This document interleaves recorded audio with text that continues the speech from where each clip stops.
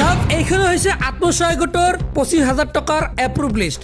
চাওক এই লিষ্টত যিমানে মই স্ক্ৰল ডাউন কৰিম সকলোৰে বেংক একাউণ্টত 25,000 টকা কিন্তু এপ্ৰুভ কৰিছে। চাওক ইয়াতে চাওক 25,000 25,000 25,000 25,000। হয়, যদি আপুনি আত্মসহায়ক গোটৰ মহিলা তেনে ক্ষেত্ৰত ভিডিঅ'টো এতিয়াই শ্বেয়াৰ কৰি দিয়ক। তলত চাওক শ্বেয়াৰ আছে, আপুনি এতিয়াই শ্বেয়াৰ কৰি দিয়ক। হয়, গোটৰ মহিলাসকলৰ বাবে ভাল খবৰ আহি পৰিছে।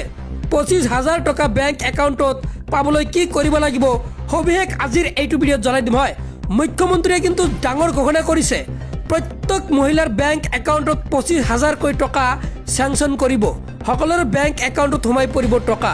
চাওক ইয়াতে approve list of beneficiary for grants 25,000 ইয়াতে লক্ষ্য কৰিব পাৰিছে। হয়, এতিয়া জনোৱা হওক কোনসকলৰে লিষ্ট, কোনসকলে লাভ কৰিব 25,000কৈ টকা। হয়, এই যি এপ্ৰুভ লিষ্ট আপোনালোকে লক্ষ্য কৰিব পাৰিলে এনেকুৱা ধৰণৰ যিসকলে 10,000 টকাকৈ লাভ কৰিছে তেওঁলোকৰো এনেকুৱা ধৰণৰ কিন্তু ছেকেণ্ড লিষ্ট প্ৰকাশ কৰিব আৰু এপ্ৰুভ কৰিব 25,000 টকাৰ বাবে।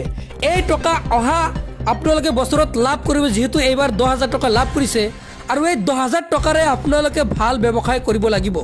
যদি ব্যৱসায় নকৰে তেনে ক্ষেত্ৰত 25,000 টকা লাভ নকৰে আৰু যিসকলে এই 25,000 টকা লাভ কৰিব আকৌ 50,000 টকা লাভ কৰিব। এই লিষ্টখন কিন্তু 2022-23 মই আপোনালোকক জনাই দিলোঁ যে এনেকুৱা ধৰণৰ কিন্তু এপ্ৰুভ লিষ্ট প্ৰকাশ কৰিব গোটৰ মহিলাসকলৰ বাবে। হয়, আপুনি গোটৰ 10,000 টকা পাইছেনে নাই নিশ্চয় কমেণ্টত জনাই দিব, যদি পোৱা নাই নিশ্চয় কমেণ্টত জনাব।